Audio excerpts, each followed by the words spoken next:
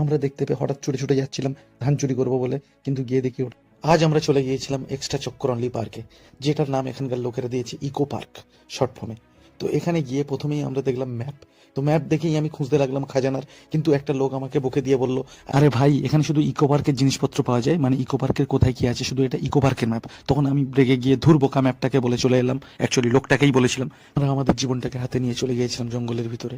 গিয়ে দেখি চারিদিকে শুধু বন্য জন্তু জানোয়ার ভর্তি, কিন্তু তার মাঝে কিছু বসেছিল বালক বালিকা, পড়াশোনা করছে মুখে মুখ দিয়ে, কোলের ভিতরে ঢুকে পড়াশোনা করছে। মানে গরিবের সেই লেহাজ সীমায় আছে যেখানে একটা বই কিনে দুজন মিলে পড়ছে। তারপর দেখলাম এখানকার মানুষরা জীবনে এত উন্নতি করে নিয়েছে যে এখানকার ট্রেন ট্র্যাকে চলে না, এখানকার ট্রেন চলে রাস্তাতে। তো সেই জন্য আমিও চলে গিয়েছিলাম ট্রেনে উঠবো বলে, কিন্তু যেই উঠতে গেলাম তখন চড়তে যেই উঠেছি তখন আমাকে বললো শুধু ব্যাগ থাকলে হবে না, এখানে উঠতে গেলে এখানে টিকিটও কাটতে হবে। তো তখন আমার শুনে আরো মাথাটা গরম হয়ে গেল। তো সেই জন্য আমার ট্রেনটাও চড়া হয়নি, কারণ আমি সারা জীবন স্কুল ব্যাগ নিয়েই ট্রেন চড়েছি, কারণ স্কুল ব্যাগ থাকলে টিটি ধরে না, সেই জন্যই জানতাম। তো তারপরে আমরা যখন হাঁটতে হাঁটতে যাচ্ছি, যাওয়ার পথে হঠাৎ দেখি ধানের গোলা।